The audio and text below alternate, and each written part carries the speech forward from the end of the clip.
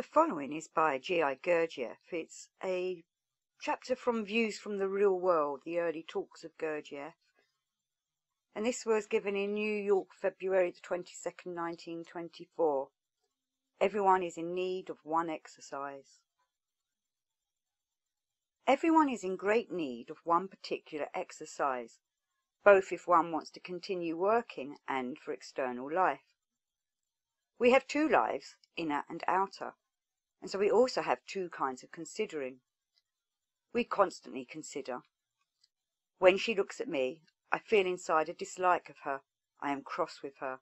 But externally I'm polite because I must be very polite since I need her. Internally I am what I am, but externally I am different. This is external considering. Now she says that I'm a fool. This angers me.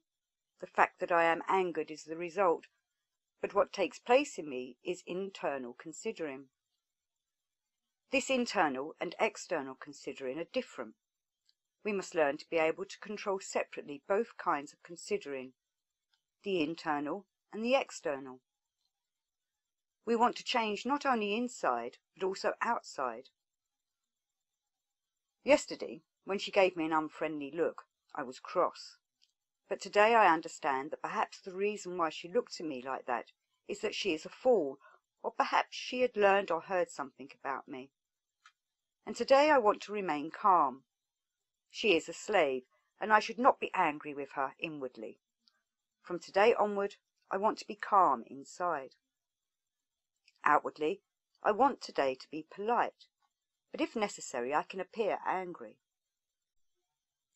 Outwardly, it must be what is best for her and for me. I must consider. Internal and external considering must be different. In an ordinary man, the external attitude is the result of the internal. If she is polite, I am also polite. But these attitudes should be separated. Internally, one should be free from considering, but externally, one should do more than one has been doing so far. An ordinary man lives as he is dictated to from inside. When we speak of change, we presume the need of inner change.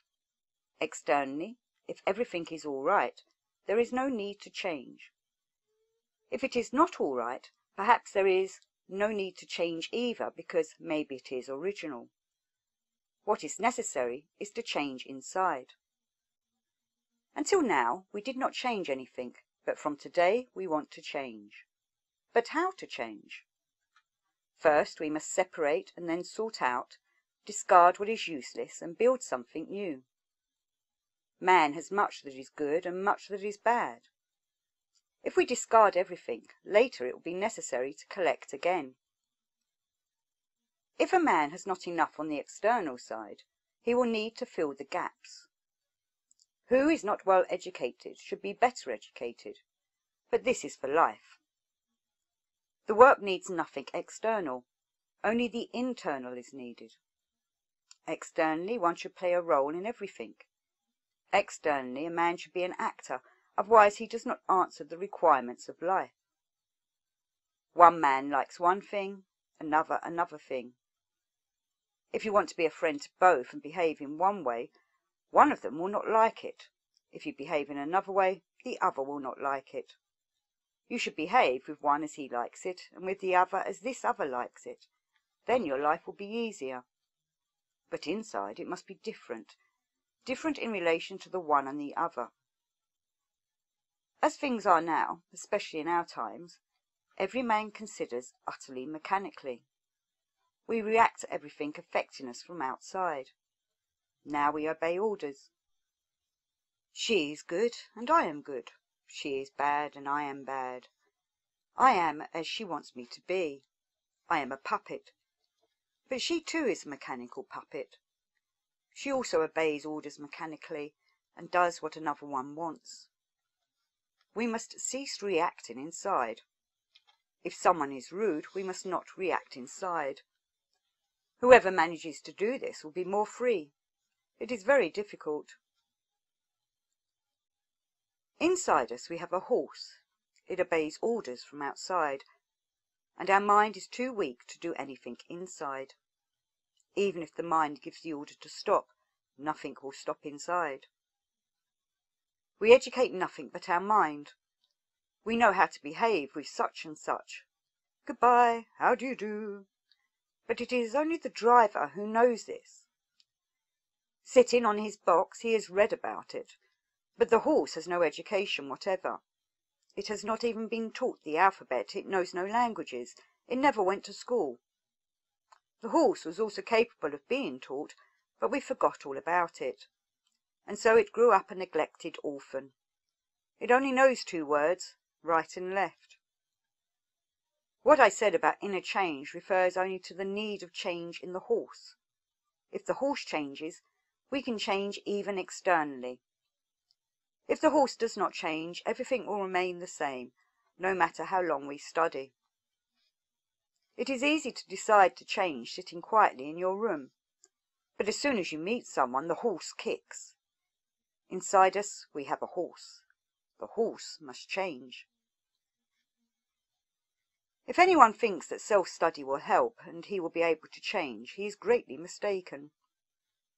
Even if he reads all the books, studies for 100 years, masters all knowledge, all mysteries, nothing will come of it. Because all this knowledge will belong to the driver, and he, even if he knows, cannot drag the cart without the horse. It is too heavy. First of all, you must realize that you are not you. Be sure of that, believe me. You are the horse, and if you wish to start working, the horse must be taught a language in which you can talk to it, tell it what you know, and prove to it the necessity of, say, changing its disposition. If you succeed in this, then, with your help, the horse too will begin to learn. But change is possible only inside. As to the cart, its existence was completely forgotten, yet it is also a part, and an important part, of the team. It has its own life, which is the basis of our life. It has its own psychology. It also thinks, is hungry, has desires, takes part in the common work.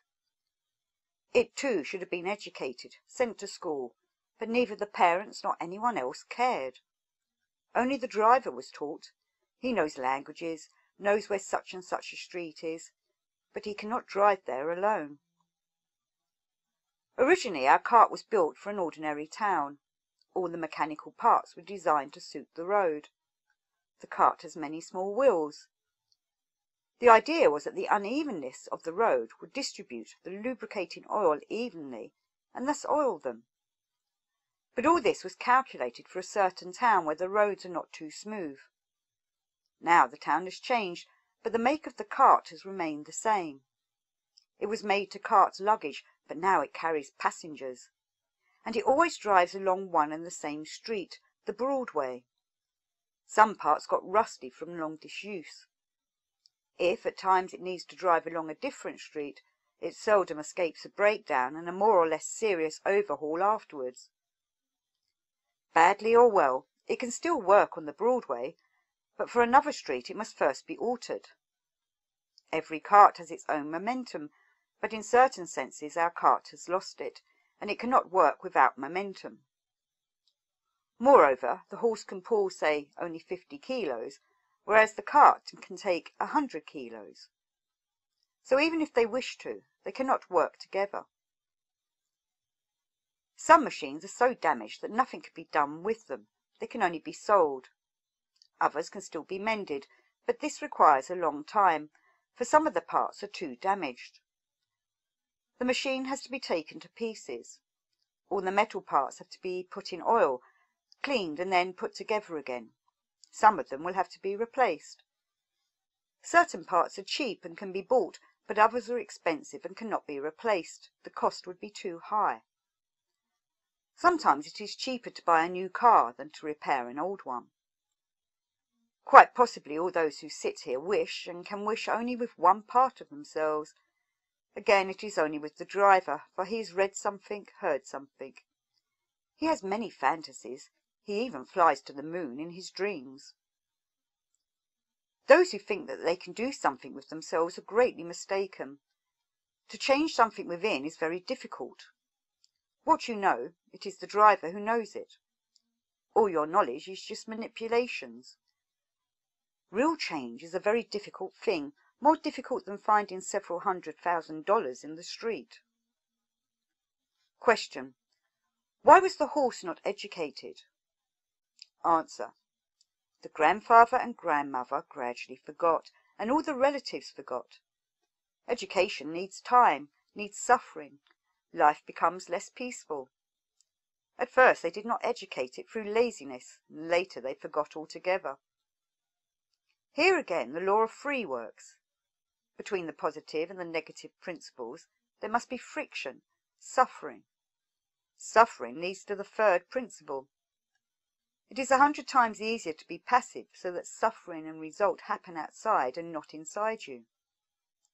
Inner result is achieved when everything takes place inside you.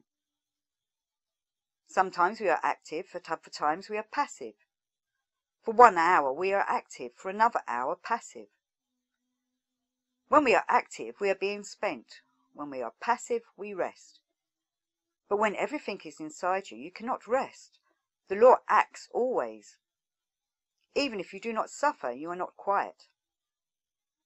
Every man dislikes suffering. Every man wants to be quiet. Every man chooses what is easiest, least disturbing, tries not to think too much. Little by little our grandfather and grandmother rested more and more. The first day, 5 minutes of rest. The next day, 10 minutes, and so on. A moment came when half of the time was spent on rest.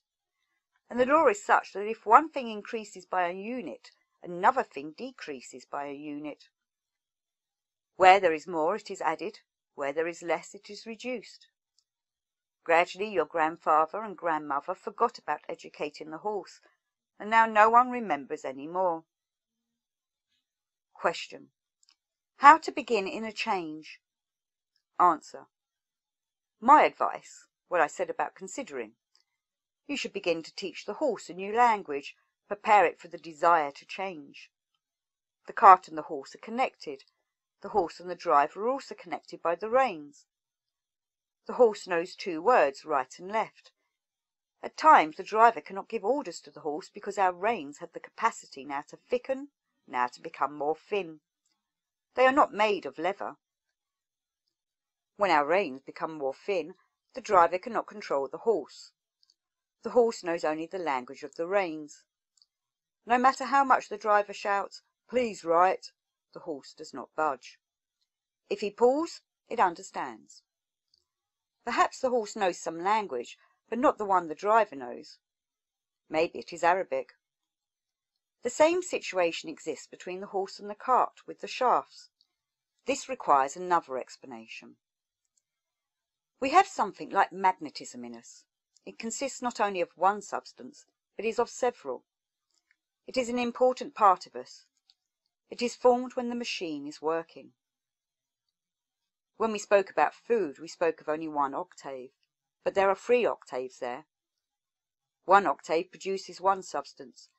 The others produce different substances. C is the result of the first octave. When the machine works mechanically, substance number 1 is produced. When we work subconsciously, another kind of substance is produced.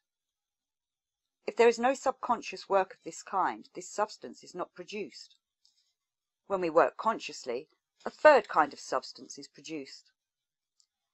Let us examine these 3. The first corresponds to the shafts, the second to the reins, the third to the substance which permits the driver to hear the passenger. You know that sound cannot travel in vacuum. There must be some substance there. We must understand the difference between a casual passenger and the master of the cart.